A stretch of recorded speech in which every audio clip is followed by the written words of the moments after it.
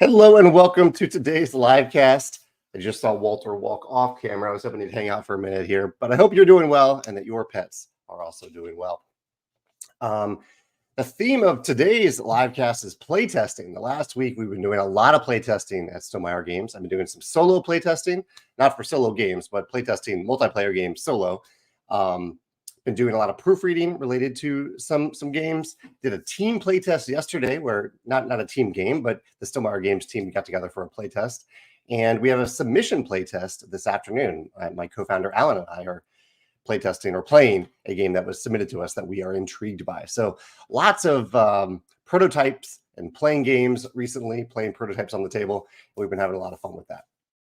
Good morning for all the meeples. Patrick, Tony, thank you for joining me today. Michelle, thanks for popping in to say hi on December 20th, the last live stream before Christmas. I hope you all, if you celebrate Christmas, that you're having a Merry Christmas season. And if you celebrate something else this holiday season, happy holidays to you too. I'm having a somewhat mild Christmas this year where Megan's family is coming to St. Louis. Her parents are coming to St. Louis. And we're having, I think, a fairly low-key, chill Christmas weekend this coming weekend that I'm looking forward to. Hopefully some gaming, some cozy sitting around the Christmas tree type activities. I think we'll probably go out to eat and make some good food, that sort of thing. What are your plans for the coming weekend? If you have any fun holiday or unrelated plans coming up this weekend. Joshua says he's on winter break today. Chad, Ray, Monkey Butler's here. George. So what is going on other than playtesting? Megan and I finished the Role Player Adventures expansion campaign. So this was a 7-game campaign arc for Role Player Adventures, one of my all-time favorite campaign games. And we've been playing it kind of every night here and there over the last week or so. And we ended up playing 2 games back-to-back on Saturday because we wanted to finish it. We wanted to not just for the sake of finishing it, but the story gripped us. The consequences that we created by our choices in this game gripped us, and we wanted to see what happened. It's kind of like watching almost a movie series, a 7-long movie series, and we wanted to get to the end of it. So we watched or experienced episodes 6 and 7 on Saturday and had a great time doing that. What else happened this weekend? Looks like Sam Joe is joining us. Miles is joining us. Miles is reminding me that the Survivor finale is tonight. I won't be watching it tonight. I'll be watching it tomorrow with a few friends, including Miles and his family. I'm really excited about that. I love Survivor. This is season 45, and it's been a fantastic season. And really, all of the final 5 contestants are people that I think have a legitimate claim on the title of Sole Survivor in 45. I'm rooting for all of them. There's maybe one who did something that I didn't really like along the way, but it was still a strategic move. And so I'm really excited to see what happens tomorrow night when I watch the Survivor finale. I won't ask for people to share their opinions about it because I don't know who watches it, and I don't want to spoil it for anyone who's a few episodes behind and wants to catch up and not see any spoilers in the comments. But I just want to say that I am excited about it. And I can't wait for tomorrow. Kevin says he was able to teach apiary to another group. Thank you, Kevin, for sharing apiary with others. I really appreciate that when anyone is willing to teach any of our games, and it's been exciting to see apiary get on a lot of tabletops over the last few months. Ian says that he played a 4-player My Little Scythe with his board game club over the break. That's awesome, Ian. That's it. You're really leveling up these kids. My Little Scythe, even though it's a friendlier version of Scythe, it is still a somewhat complex game for a newer gamer to learn. So thank you for teaching that and sharing that with your students. Brian says that he's also excited about Role Player Adventures. And Andrea popped in to say that she is excited to watch the finale as well. Andrea is going to appear with Scott, with Ambassador Scott, on an upcoming Sunday sit-down video about games that are easy to teach and learn and play. So I'm really looking forward to sharing that one. I think this past weekend's video, what was this one about? We talked about, looking at my reminder here, stories. Oh, games that feature memorable written narrative. It was another one of these chats where I included a few different ambassadors in the chat. We had a great conversation about it. So that was this past Sunday. I had blog posts recently about, I had 20 questions from designer Justin Gary. He sent them out to some other designers, and he wanted to use these questions for a book that he's working on. I decided or I asked him for permission to answer those questions on the Stonemaier Games blog so other people could see those questions in advance. And eventually maybe they'll make their way into Justin's book. And then I did a blog post on Monday about a pre-sale technique for kind of garnering interest in a Kickstarter campaign or a crowdfunding campaign that you're working on, and also increasing your conversion rate, basically. So the idea, you can see the blog post for the full details, but the idea is before the campaign, maybe a few months before you plan to launch your campaign, sell an add-on that will be included in the campaign that people can add on during the campaign for a cost. Sell it for a pretty big discount, a huge discount in advance, to kind of help people start to get curious about the product, get informed about what you're trying to release, whether it's a game or something else, and also to give them a little bit of investment into it, even if it's just $1, them paying $1 for something. The results of this test, which I use Kelp, the Kelp campaign as an example. For Kelp, they use this technique. Leia used this technique and saw around 54% of the people who bought the $1 mini expansion that she offered, they ended up also backing the campaign, which is much higher than normal conversion rates for people just signing up to say, yeah, I'm kind of interested in this campaign. Usually the rate for converting those people to actual backers is much lower. So it's an interesting technique. There's been some interesting discussions about whether or not it is not predatory, but a little bit manipulative. But I think people have the choice to do it or not. And as long as you offer the add-on during the campaign itself, it's there for people to look into. And at worst, I think it's something for people to pique their interest about the campaign. Even if they don't buy the $1, $2, $5 item, whatever it is in advance, they might delve a little bit deeper. They might sign up for a launch notification. So I think it's an interesting technique to explore and to iterate on. Blog post about that on Monday. Ian says, I talked about campaign expansion for Role Player Adventures. Ian is playing Ticket to Ride Legacy, and he is on games 9 and 10 of that. We have not played that one. Next up for us is Sleeping Gods, Distant Skies, but I am curious to hear about Ticket to Ride Legacy. Some other people are saying they're excited about Survivor as well. I love that there are other gamers who are excited about Survivor. It is, I think, a great show for gamers to enjoy. Sam says, when solo playtesting multi-handed, you consciously play with different play styles for each player you are representing. So Sam, I don't know if I would say my technique is probably not the best technique. When I'm playtesting solo, it's primarily just to get a feel for how the game is functioning. It isn't to test balance. I want to test balance. I want to test the fun with other players. But so when I playtest solo, I am focusing almost entirely on my gameplay as a single player. And I usually have one other player that is automated, that is just to represent, like, for example, blocking in a worker placement game. Maybe they're picking up some cards, so I don't have access to every card. They are pushing along the momentum of the game, so I have some sort of timer. Yeah, so it's just to have the slight feeling of another player. It really is not to test all the other things that I want to play test with other players when they are available and when the game is ready for me to play test with those other players. Hilda is playing some disc golf tomorrow. As usual, we got in some disc golf this past weekend too and had a great time at Watson. Watson is a good place to play in St. Louis after a heavy rain, because we had heavy rain the day before. Hilda is seeing some family who are flying in from out of the country. That's exciting. They haven't seen each other since before the pandemic. That's a long time, Hilda. Hope you have a good time with your family. Patrick says his dad has been in the hospital. I'm sorry to hear that, Patrick.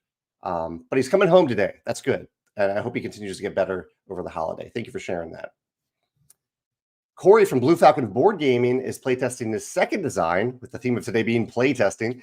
And he says it's a 2-player only game. That's exciting. He spent the last two nights playing solo, trying new ideas to learn they don't work. Yeah, that's the playtesting process, isn't it? But I'm glad you're getting it to the table, Corey. That's great.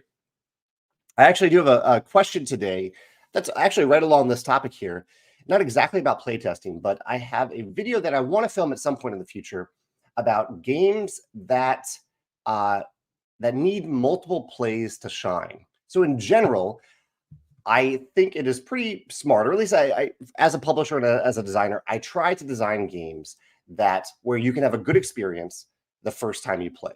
maybe you can't fully develop a strategy the first time you play. Maybe you won't win the first time you play, but you can have a good, satisfying time the first time you play. But I do think there are some games, some wonderful games, that don't really shine the first time they play, and they really need that second play. They deserve that second play to really shine. So I'm curious if you have encountered any games like that. If you can think of any games for a video that I might film in the near future, where you played, say you played it once, and for whatever reason, the game didn't really shine for you in that first play, but then you return to it for a second play and realize, oh, this is the type of game where I needed to play it multiple times to really appreciate it and really enjoy it. Let me know if you can think of any examples in the comments from your experience. Ray says that he taught his family how to play Hearts. I need to play Hearts. I haven't played Hearts in forever. He said a friend gave him So Clover. So Clover, great holiday gift. And Wingspan. Just got Wingspan. I hope you have fun with that, Ray. Thanks for joining the Wingspan universe. I'm sorry. Ray said that he tried to add the vision-friendly cards, but the warehouse already had his order and was already processing the order. Yeah, that's sometimes we can modify orders on the fly, but sometimes if they're already in the shipping process, it's not possible for us to add things to them. My friend Pete is here. He says he's popping in during his plan period. He says his group played Santa's Workshop last night and was really impressed with the design, and the thematic integration was perfect for the holiday season. He's excited to play the basic side because he says, I think the way Elf Creek essentially gave us 2 games in one box is super cool. Pete, I am loving Santa's Workshop too. I only have one play so far, but I received my copy in the mail yesterday. I'm pointing at my shelf of opportunity over here. I played the more advanced side that has a little bit of engine building, has a greater variety of actions.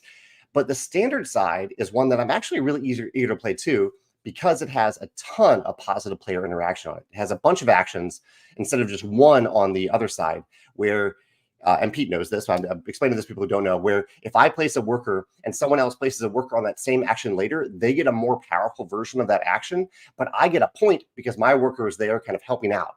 And then those actions have 4 different spaces. So if I get that first worker in there, even though I'm getting the least powerful version of that action, I might be getting 3 additional points if other people use that action over the course of that round. It's a really clever mechanism. It feels really good positive player interaction. And the whole look of the game is beautiful. I'm glad you had a good time with Pete. And I have it for game night tonight, maybe, if we want to play it tonight. Chad says that he just unboxed his copies of Euphoria and Ignorance is Bliss, and he says they look amazing. Thank you, Chad, for getting Euphoria and Ignorance is Bliss, the latest reprint of one of our first games and an expansion to it. Chad says, any suggestions for a first play? So, Chad, one question. Well, I don't have any overall suggestions. I would say watch my video about how to teach, because it can be a slightly difficult game to teach because there are some interconnected actions, but a lot of them are somewhat repeated on the board. So just focus on one section of the board, teach that section of the board, and then say, oh, look, okay, these other 2 sections of the board are essentially the same, just with slightly different resources or commodities. The other thing I'd recommend, if you are curious about adding parts of the expansion to the game, I'd recommend using the side of the board that has the rule where if you have doubles at the beginning of your turn, doubles or triples, whatever you may have, dice that show the same face, that you can only place more than 1 die if you pay a morale, 1 morale per die, per extra die that you place. I think that's a good rule that we added in the expansion. And also the expansion concept of the artifact market, I think, is a pretty good element to just add to the core game. It doesn't add complexity, and it lets you see more artifact cards. So those are the 2 elements from the expansion that I would suggest adding even on your first play without adding any complexity. Monkey Butler Lab says, when your passion is also your job, it can be difficult for others to see you beyond one-dimensional. Have you ever been in a social situation where people have asked you to turn it off? I don't think so. That might just be my personality type, where I try my best. I don't always achieve, but I try to be really aware of how my behavior is affecting people around me and how other people's behavior are affecting other people around me. And so I'm not saying that's not what you're doing, but I just try to be really aware of that. So I can't think of a situation necessarily where that has happened.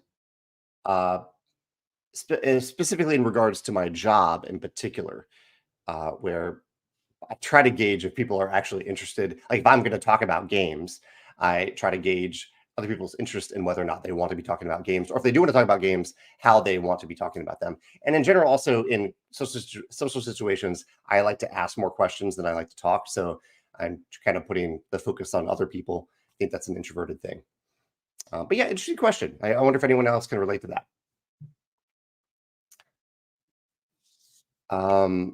For all the people says, I know you like being a player when playtesting. Yeah, opposed to me being an observer while playtesting.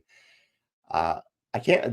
For all the people says, I can't be a player in that situation since it is a clue to answer game and I know them all. So notes and notes and more notes.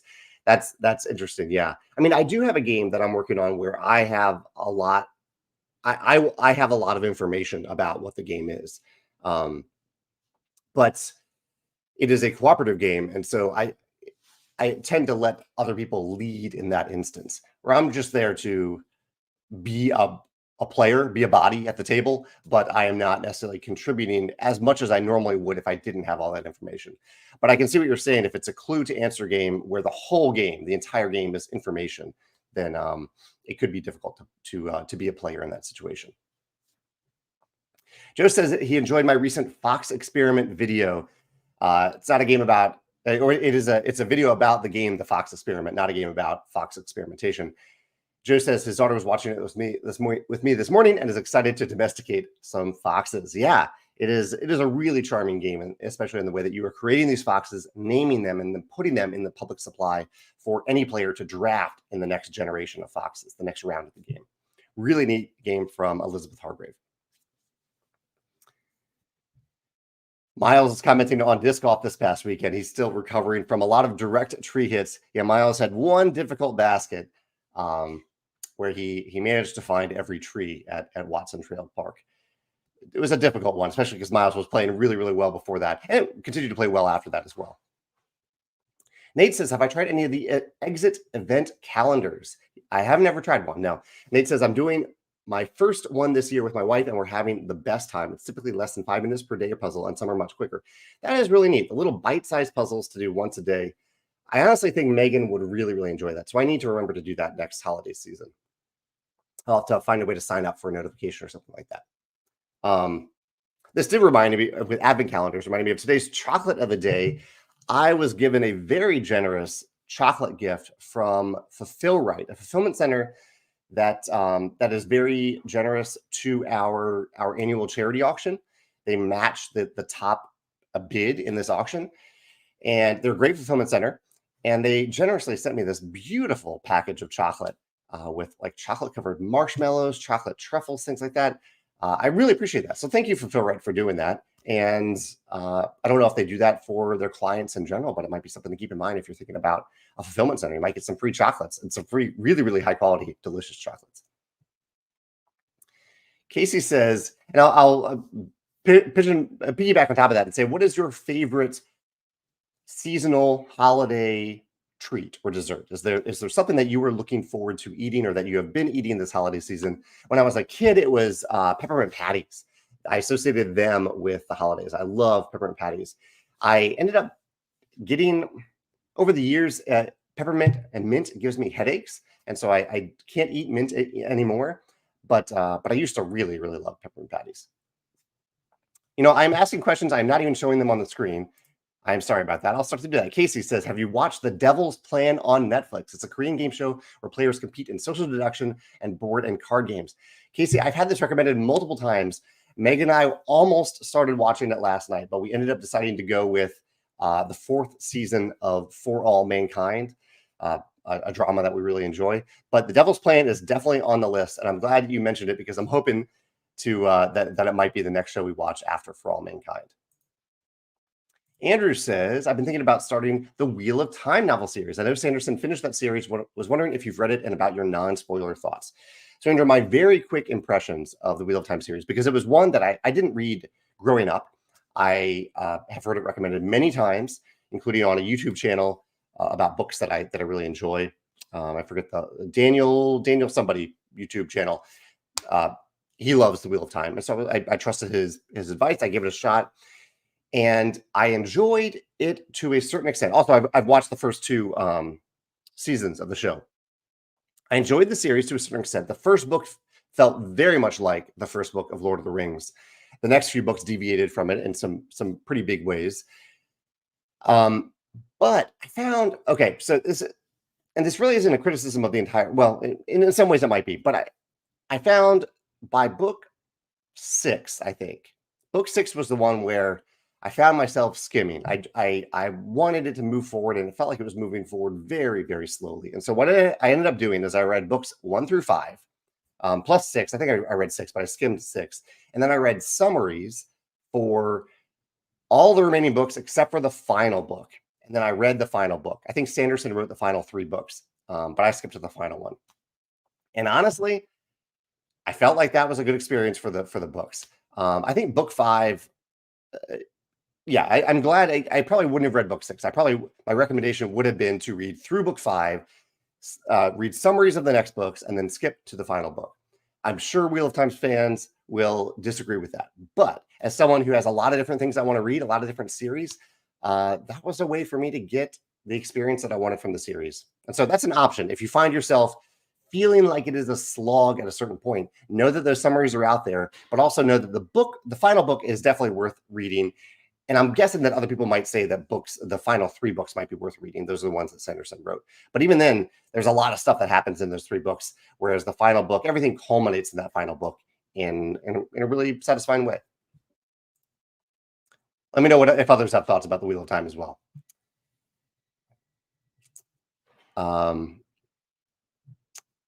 Director Dan popped in to say hi. He is giving us Happy Christmas in Welsh. And we play lots of Expeditions and Red Rising. I hope you have fun with those games over the holidays, Dan. Thank you for playing them.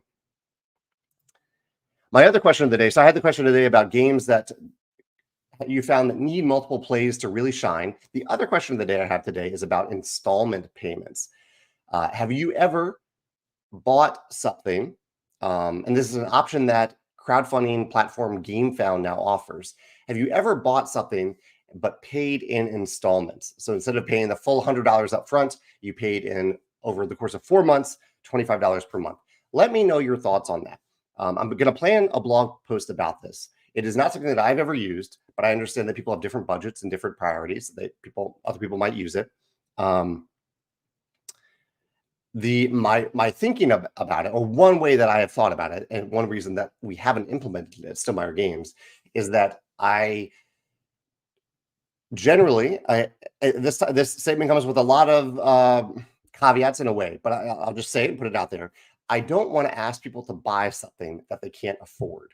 And installment payments, in a way, to me, might indicate that you can't afford something right now. And I don't want to be predatory in any way, even accidentally. However, at the same time, what I've realized more recently is that credit cards in general are that concept. Some people use credit cards as a way of paying for something now that they can't afford right now, but they can afford in the future. And so installment payments are a little bit akin to credit cards in that way from a general wide angle view. I'm curious about your thoughts on them, if you've ever used them, if you think either of those perspectives is valid, and if you think it's worth us considering adding installment payments or stretch payments on our web store. Okay, here we go. Some answers about games that take multiple plays to shine. Brian mentioned some heavier Uwe Rosenberg games like A Feast for Odin, Fields of Arle, and Agricola. Feast for Odin is really daunting the first time you play, as are those other games too, especially since, Agricola is an example, because in Agricola, you often don't draft cards the first time you play, but you might draft them on subsequent plays. Let me make a note about those. Where's my little note chart here? Here we go. Yeah, so I'll mention Feast for Odin. I'm going to mention Terraforming Mars there as a game that you don't necessarily draft the first time you play, but subsequent times you probably will. Agricola, Fields of Arle. Thank you, Brian, for those recommendations. Pete says Root. He says it certainly requires 4 to 5 plays to really show its potential. He says, however, I think the first play is still fun because of the sense of discovery and trying out and experiencing the asymmetry. I can see both sides of that, Pete. I can see the first play of Root being fun, I think, especially due to the detailed player aids, but it does reveal more every time you play it. Everything says that Evolution, the beginning was a game like that. I played Evolution, but not Evolution, the beginning specifically. So I'll make a note of that one.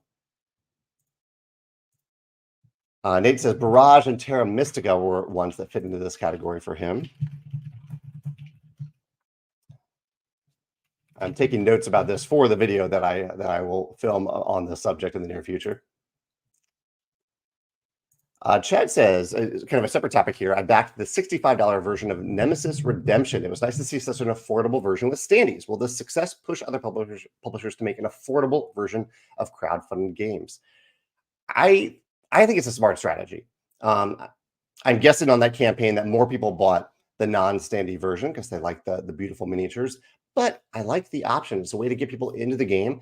And if you really fall in love with the game, thanks to getting your foot in the door with a $65 price point, you could add the minis later if the publisher offers it. So I hope we see more like that. I think we have seen it on at least Kickstarter for a long time, having a standard version of the game, which is the one that I usually back, and then a deluxe version of the game that is often $20 to $30 more expensive. Oh, Kevin says he has a fun little game that he plays with his Survivor fan friends.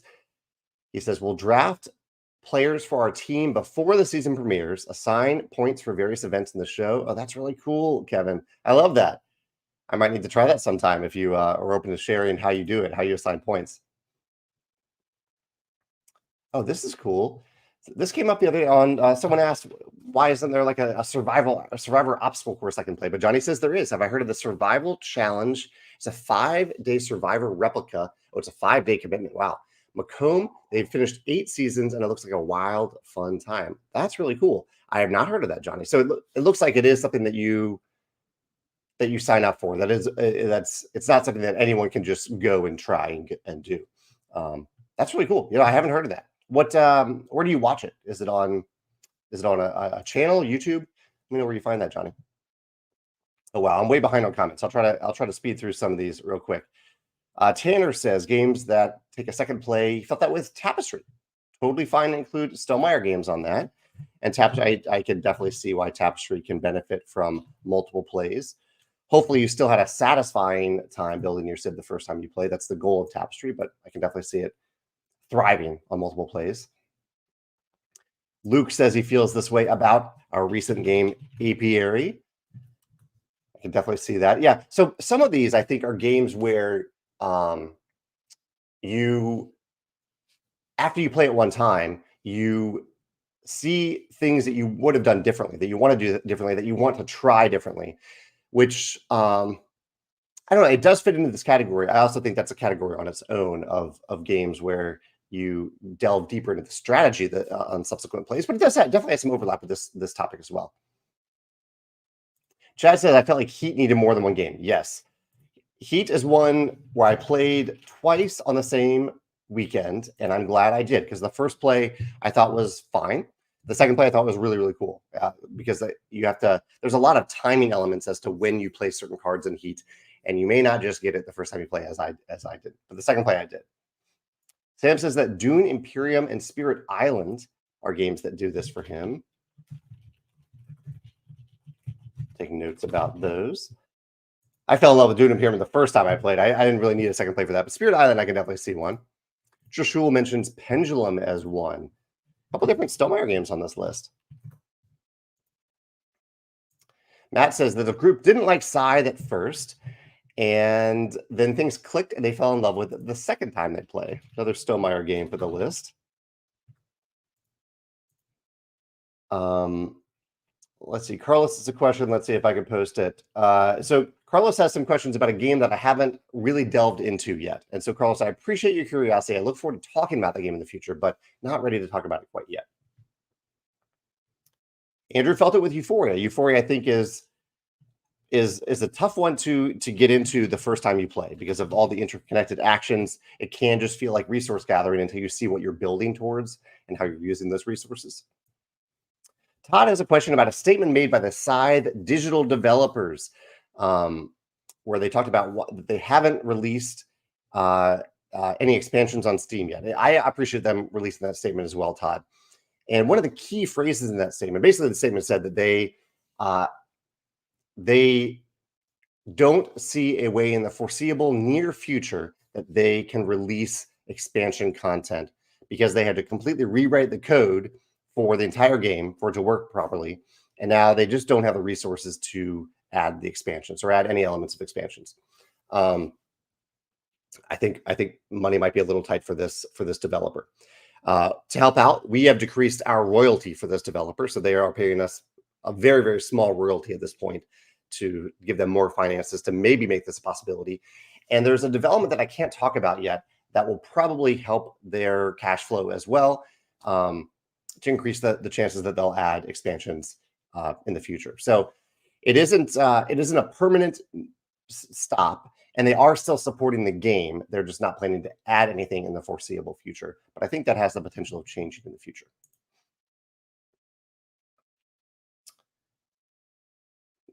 Nancy Jane says that today is Games Day. Happy Game Day. I didn't realize that. Happy Game Day to you too. Let's see. Trishul says that he's so 300 points. I wouldn't say 300 points is the lower limit, but Trishul, you're right. It is 300 points is a very good score in Tapestry. I rarely hit 300 points myself when I'm playing Tapestry. Todd also recommends the Advent calendar, the Exit Advent calendar specifically. Susanna's mentioning, so people are mentioning, I was wondering why people are just shouting food out. It's because I asked about food. Dave says eggnog. Luke says yams with marshmallows. My coworker Susanna says a Yule log, a Swiss roll chocolate cake with beautiful meringue mushrooms. 2 separate dishes, I'm assuming, Susanna. And that sounds, or maybe not. No, not. Okay, I see. They're meringue mushrooms that go on the log. They're not meringue, not mushroom flavored meringues, mushroom shaped meringues. That does sound really delicious. I ordered, there's a wonderful bakery in St. Louis, a lot of wonderful bakeries, but one of the ones that I love is called Whisk. And Whisk has these prefabricated, freshly made, freshly baked, but assembled kits of a variety of holiday cookies. And so I got some of those cookies yesterday. I'm going to pick that up on Friday. But if you are in St. Louis and you're looking for some holiday cookies and you don't want to actually bake them yourself, I recommend Whisk. They make some really, really good holiday treats. Chad says pumpkin spice. Michelle says cinnamon rolls. Christopher's excited about the Survivor finale. Christopher says, I know you couldn't because of running Stonemaier, but would you ever want to be on the show? Actually, Christopher, the main reason that I don't think I could ever be on Survivor is that I get migraine headaches if I don't sleep or eat on a regular basis. And Survivor is all about not sleeping or eating on a regular basis. So I think I would get a terrible migraine headache very early on in the show and be fairly useless and be in a lot of pain too. So I will just enjoy Survivor from my couch and talk about what I would have done if I was on the show. But I don't think I could ever even really consider being on the show. But I would love to see someone from the game industry, the game community, be on the show at some point. A game designer, a publisher, an artist, anyone from the game industry would be amazing to watch on the show in the future. Mark says, with more games played during our game nights, I noticed that some players tend to play 2 games at once to meet recommended max player counts. That's interesting, Mark. People playing 2 games simultaneously. What are my thoughts on that instance? I think it is difficult to do. I tried it a few months ago with Star Wars, the deck building game, but I was also teaching the game. So I wasn't just playing, I was also teaching.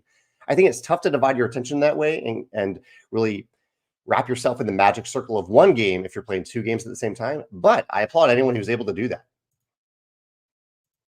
Jason says that his kids are really enjoying My Little Scythe, and he asked if we're considering any other Stonemaier games for My Little versions.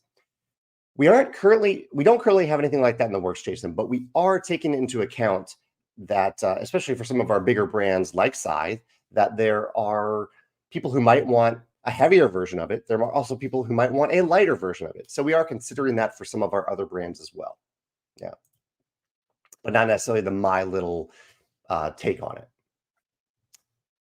Tyler has a book recommendation called the Debt Collection series. He says Soul Fraud. Ooh, interesting. Tyler, thank you for this recommendation. I will make a note of it. So the Debt Collection by Andrew Givler. Here we go. Thank you for this recommendation. Soul Fraud, book 1 in this series. Awesome. Yeah, thanks for the recommendation.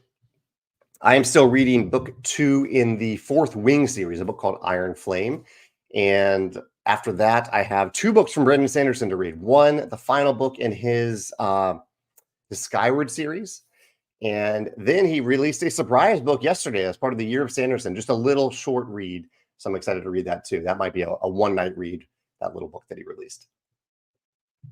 Hilda says she associates the holidays with filoas, they're Spanish crepes. She says her dad made them all the time, and they bring me back to her childhood when she makes them now. Those sound delicious. I think I may have had a version of that at some point, Hilda, but I need to find a way to try the real thing in the future at some point. Another book recommendation, Homo Deus, A Brief History of Tomorrow. And they're working on a board game about it. That's pretty cool. A Brief History of Tomorrow. Let's look that up. I read on my Kindle, so when I get these book recommendations, I just send myself a little sample so I can check out the book itself. And here we go. It's also on Kindle. Cool. Yeah, thank you for that recommendation. DD is looking for some big, soft, decorated sugar cookies and some sweet and salty chocolate bark. Chocolate bark is quite good.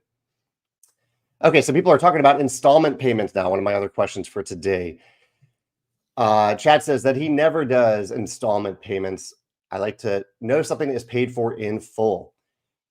And I think I wasn't raised in the Midwest, but part of my thinking too is even when like a freelancer offers us the option to pay something up front or on the back end, like half and half, I'd rather just pay for everything up front if we can. If it's someone that I trust to actually finish the job, or if I trust them to refund me if they don't finish the job. So it's usually just easier to pay something once. It takes more time to pay something twice. But in the installment payments, I think it's automatic. So I don't know if it actually takes more time. For All the Meeple says, I believe it's a good idea for games that will take a long time to receive. That's interesting. That way I can use my money for games now and still get that Kickstarter game. That's interesting. That doesn't really apply to Stonemaier Games in the vast majority of cases, but I see what you're saying. For games that take a while to receive, yeah, that's a great note. I'm going to take notes about this topic too here. Good. And that's, I guess in some ways that's seen as respectful to the backers, where you're not asking for as much money up front for something that won't ship for a year in the future. That won't ship for a long time. Yeah, good point there. Corey from Blue Falcon says, he's never done it with board games, but he loves PayPal, Pay in 4, and Affirm. He's done it with clothes, workout equipment, electronics, truck upgrades. So Corey has used it, and he has said he's liked it. Someone says, used installment payments for Elder Scrolls by Chip Theory and a washing machine as well. I think the cost of your games and their availability in retail make a payment plan unnecessary. That's true. That's true. They are available in retail. At the same time, some of our games do cost over $100. The Ironclad version of Expeditions is over $100. Tapestry is a $100 game. Scythe is close to $100. So that is a decent amount of money to spend on one game. Joshua, we were talking about, the other question of the day was about games that deserve multiple plays to really shine. And Joshua says that A Feast for Odin has some more advanced decks that you use on subsequent plays. I'd forgotten about that.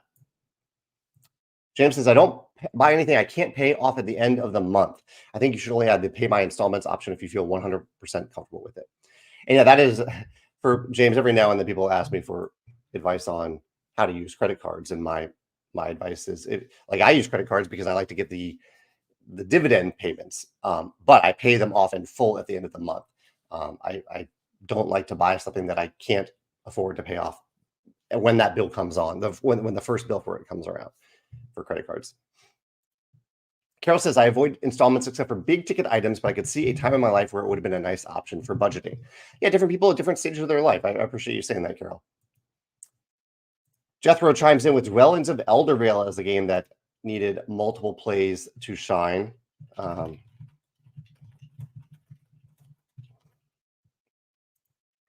Taking notes on multiple topics now, a multiple list on Trello, the list making app that I use here.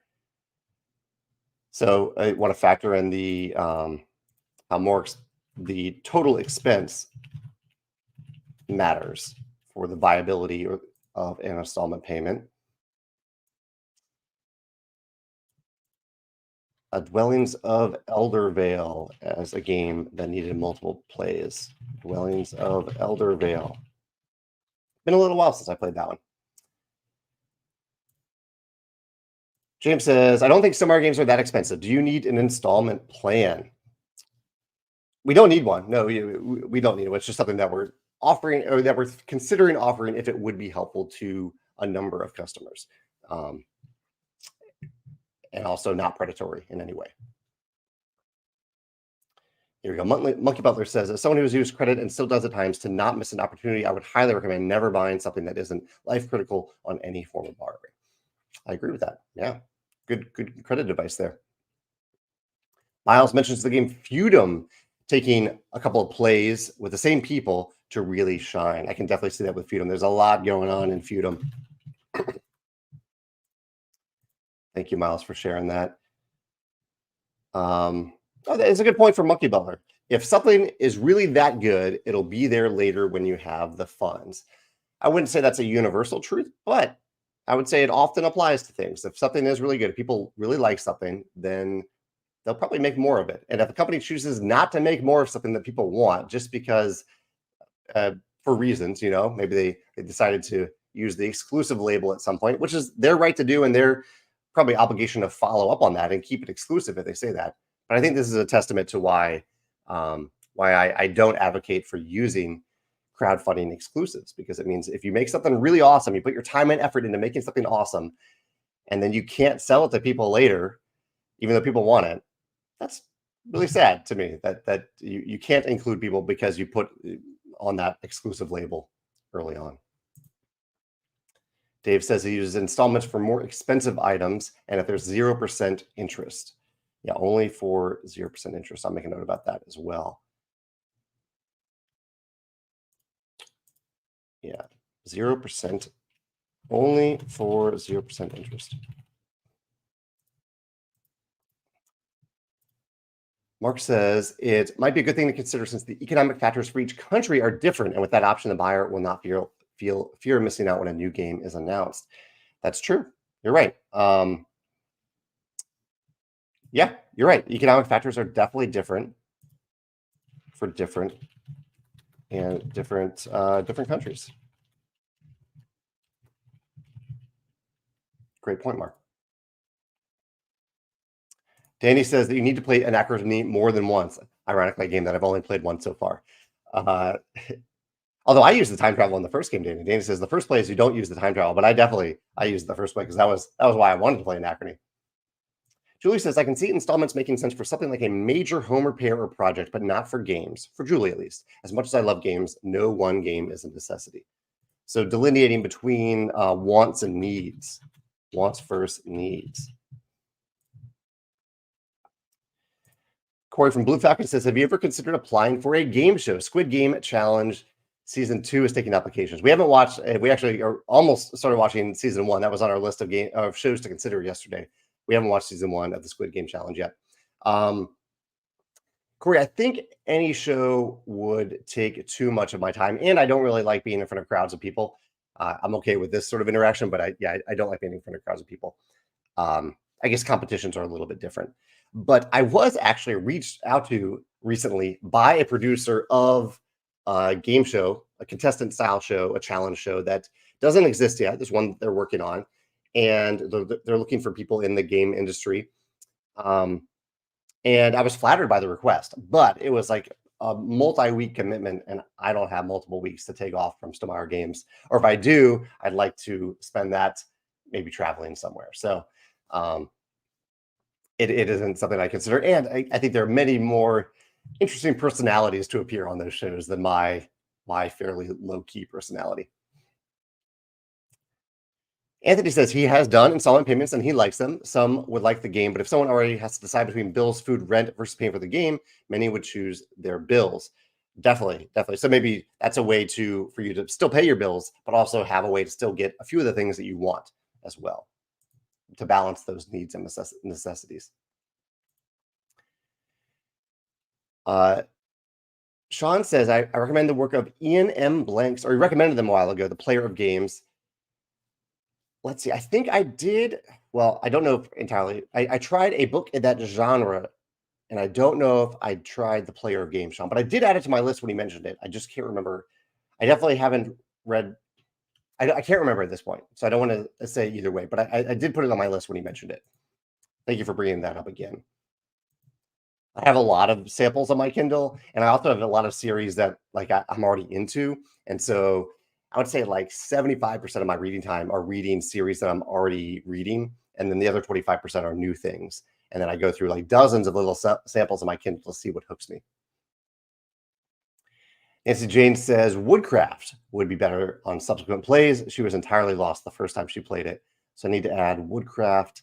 I'm jumping around between two different lists here for topics, but Woodcraft and Anachrony. Woodcraft, Anachrony. Thank you all for these questions, these answers to these questions. David says apiary may require multiple plays, but from a different angle. Instead of too complicated for the first game, it's approachable, familiar, and the complexity appears later. Yeah, I do love those games that are approachable, and yet you can see right away there's a lot more to discover, a lot more depth as you understand the game better on subsequent plays. So I can definitely see that. Marlin asked, what's the questions that I've asked? One is, what are games that have shined on multiple plays that maybe fell a little bit flat the first time you played it, but they shined on multiple plays the next time you played it? And the other question is, have you ever used installment payments to pay for something? And what do you think about installment payments in general? For all the people says, I'm having a hard time finding playtesters. Any suggestions? One overall suggestion is to offer to trade, offer yourself as a playtester if someone else is willing to playtest for you. If you're looking for a local playtest, I recommend Meetup.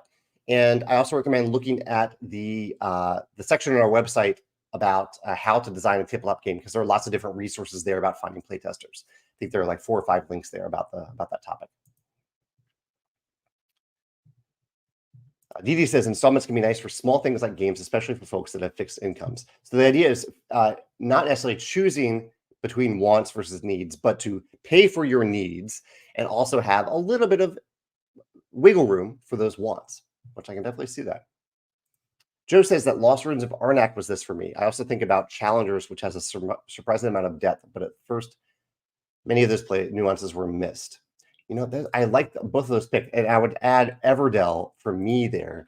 Both Everdell and Lost Ruins of Arnak, they are games that require really good efficiency of eking out one more turn, including Tapestry. So I mentioned Tapestry earlier. And I think those games are a little bit tough the first time you play because you may not realize that is such an important part of the game, that efficiency. You also mentioned Challengers. Yeah, I can definitely see that in Challengers. Mark says for him, Wayfarers of the South Tigris. He says it felt heavier than it should have. That maybe that it really is. And then Terraforming Mars, wanting to make combo moves. His first game was a learning game. Definitely said about both of those games. Wayfarers is a fun one that I played recently. Trishul says Maglev Metro second play also comes to mind. The New York map that is recommended first is more relaxed, but Berlin is more stringent and hence brings the full game to action. This is an interesting example here of games that have. So I guess it was mentioned a little bit earlier with Feast for Odin that there are sometimes beginner variants for games or like starting factions like an apiary, and once you play them, you're like, okay, these worked, but I want to try the more complex things as well. So maybe games with A/B sides for complexity. I like that. James mentions the White Castle, which I've yet to play yet. I'm curious about it. I haven't played it. He says, in my first play, I didn't understand the value of moving up the Heron track. So he underestimated a part of the game that maybe didn't quite get, but the second play, he was able to fully realize that. Yeah, he says in later plays, the heron track can be the winning difference. I was also asking, people were asking about questions that I asked in today's live cast. I also asked about what holiday treats are you enjoying or looking forward to over this holiday month. George is excited to play Euphoria and Expeditions on Christmas or during his Christmas gatherings. I hope you have fun with those, George. And Tim says about installments, I think the option is super helpful in reality, but could possibly look predatory, as you mentioned. Like the seller wants to erase any objections that I might have to buy right now. Yeah, Tim, it's a tough balance between removing those barriers to entry. It's why we oftentimes offer products for sale when we launch them. It's for the first 5 days, that's on a discount. That's going to disappear in 5 days. We want to give people a reason to buy the game instead of waiting for later. But we also want people to feel comfortable buying the game later too. So it's a tough balance to not. I guess part of it, the intention matters at least a little bit. And for GameFound, I will say I don't think their intention is predatory at all. I think they're trying to make it more accessible for both creators and backers. Jeff says that he just finished up the Amazing Race. He wanted to share that one of the challenges this season was to build an apiary. Oh, that's cool. An Amazing Race. I haven't watched that show in a while, but it is a really good show. I've been trying to get Megan into it because Megan loves travel, and I think she would really enjoy the show. Another book recommendation, anything by Kelly Armstrong. Bidden to start. Anything by Kelly Armstrong. Okay. Oh, anything. I see. Any books by Kelly Armstrong. So Bidden by Kelly Armstrong. Okay. Looks like the book cover looks like a sci-fi show because it is a sci-fi show. That's cool. Tim says perception versus reality. Not that you're doing this. It just turns me off. I'll show it's coming. Just turns me off when I'm seeing on store windows trying to sell me mattresses. Yeah, I think a lot of people are trying to use this method of installment pay, both as a way. It's again, it's tough because they're trying to serve customers, but they're also trying to get customers. It's a tough balance between those two, I think, sometimes. Trishul says installment payments seem to make sense for things that can be recycled and upgraded periodically, like newer versions of mobile phones. In fact, in subtle ways, we've seen this with cell phones for a long time, where if you sign up for a new cell phone plan, or if you get it if you buy the phone through your carrier, you can pay for it as part of your monthly payments instead of all at once. I've actually done that. I thought I'd never done an installment payment, but years ago I did that. I thought that was better. Yeah, that's a great example. I'm glad you mentioned that. It might be a subtle way that people may have used installment payments without actually thinking about it. I mentioned that about cell phones. Yeah. And you're right about how with cell phones in particular, that it's a big expense up front, and eventually you're going to age out of it. So I guess it's a little bit like leasing a car, which I think is generally seen as something that you shouldn't do in terms of smart financial decisions, but maybe there are instances where it does work. So the phone, it's cyclical in a way. Although I would say that most of our cell phones can last much longer than we give them credit for. Braden is excited that he just finished the book Oathbringer, or finished the book Oathbringer from Brandon Sanderson. Lots of Brandon Sanderson love today. Let's see.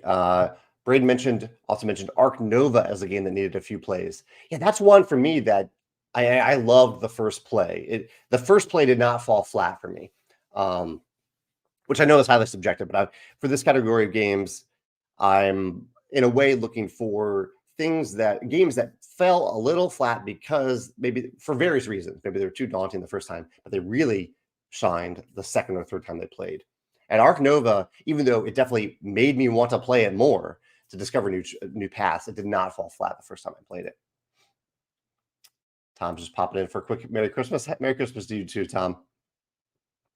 Braden says, do games that have a critical point in the start of the game need multiple plays?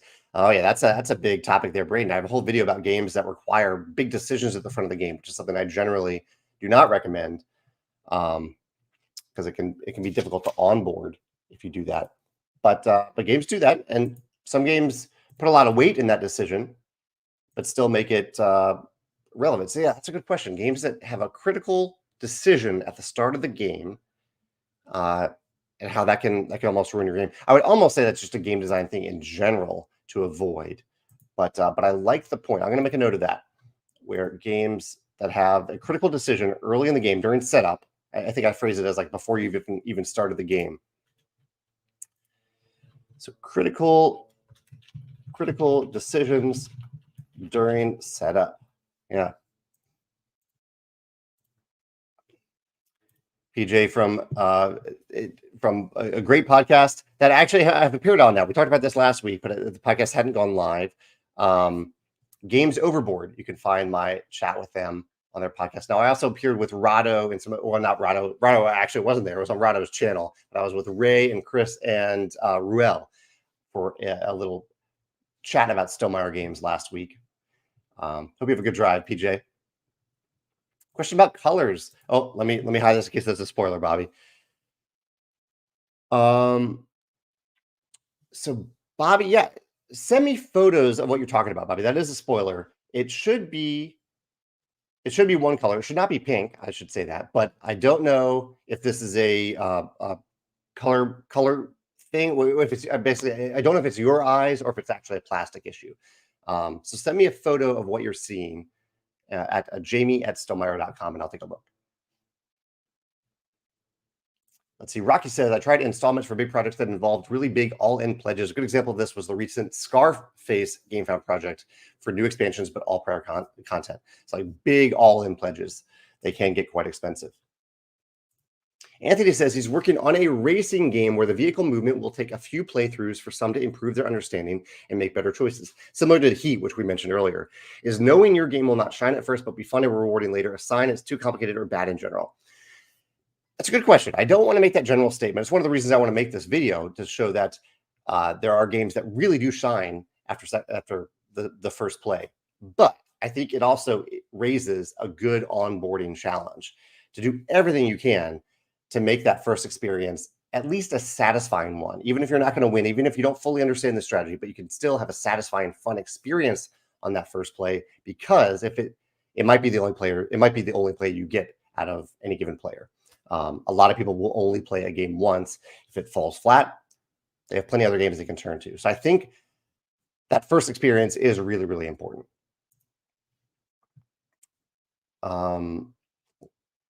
Let's see. PJ mentions the game Beast. Lots of confusion the first time he played, but it really shines now.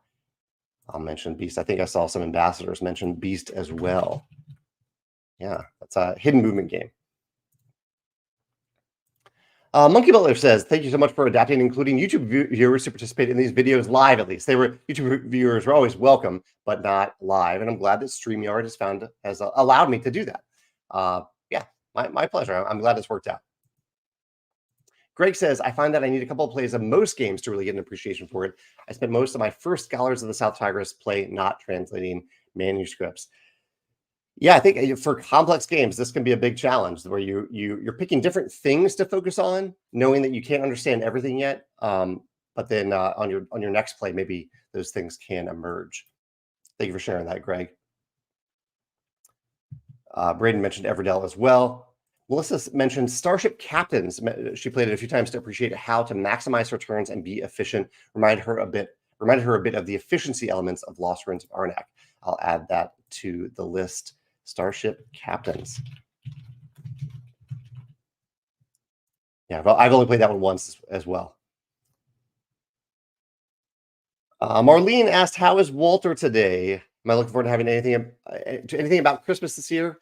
Will you still be having a live cast next week?" I will be. Yeah, I'll be working throughout.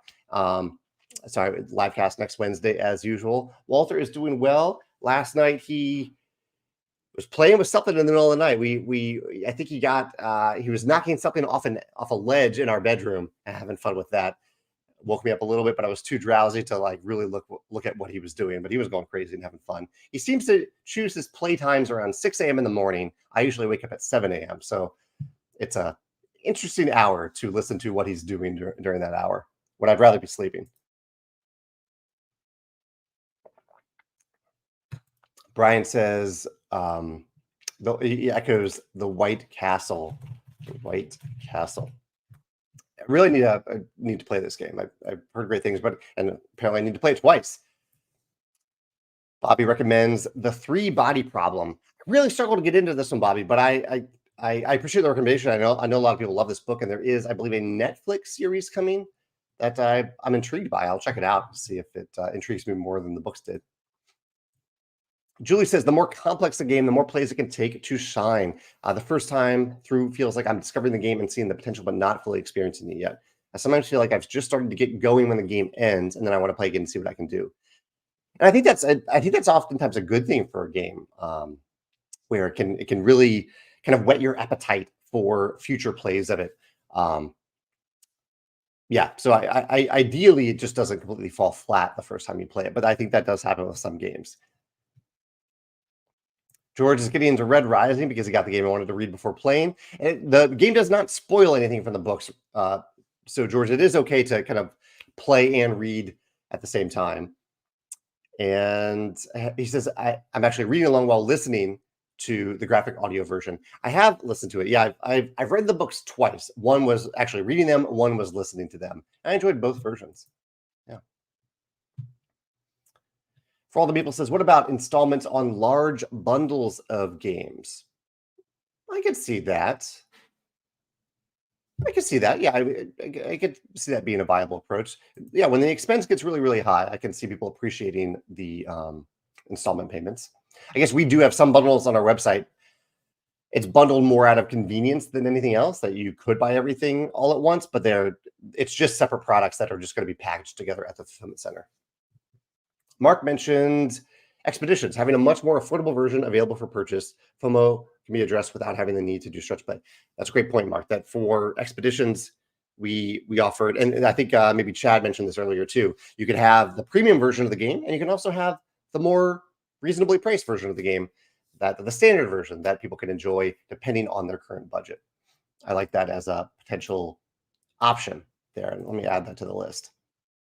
I know I'm running over time a little bit here, so I mentioned this as an alternative. Offer standard versions, bundles all in. Mention that as well.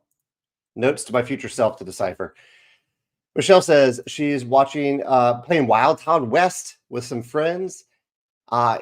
It's a designer that I love, but I have not played this one yet. This is a game that came out this year from designer Paul Denon of Clank fame and Dune Imperium fame. Anthony mentioned, okay, this is an interesting one, Century Spice Road. Oddly, that one did fall a little flat for me the first time I played it, and I've loved it ever since. I think it's because I was, it felt like I was just converting things into other things, which is actually the game. But maybe sometimes I just need to understand what the game is better before I go into it the first time. But oddly enough, I did experience that same thing, Anthony, with Century Spice Road. Okay, I'm a little bit over time here, so I'm gonna scroll down a little bit for any final questions. Chad mentioned semi-co-op games are good over multiple plays. Anthony mentions games relying on more strategy versus luck. Battlestar Galactica as a semi-co-op for Chad's example. George mentions Dune Imperium fell flat the first time. Hopefully, although, yeah, I want to talk about games that fall flat the first time, but then are really good on subsequent plays. I know not every game is for everybody. There are going to be games that fall flat multiple times for people. Ray mentions Root here. Chad says, make sure to watch the original Last Airbender cartoon. I have watched Last Airbender. Related to that, I have heard great things about a show called Blue-Eyed Samurai that I'm really curious about. It looks like a little bit of a longer show, so it might be a nighttime watch for us, a dinner watch for us, but I'm curious about if anyone's watched that. Paul mentions Otherland by Tad Williams. Just got picked up to be a show. That's cool. That's awesome. I love when books get shows or movies made out of them. And someone mentioned Lacerta Games as well. Yeah, I'll add that to the list. I think Lacerta Games often need multiple plays as well. So I'll add that to the bottom of this list. Long list here. This is going to be a tough one to whittle down.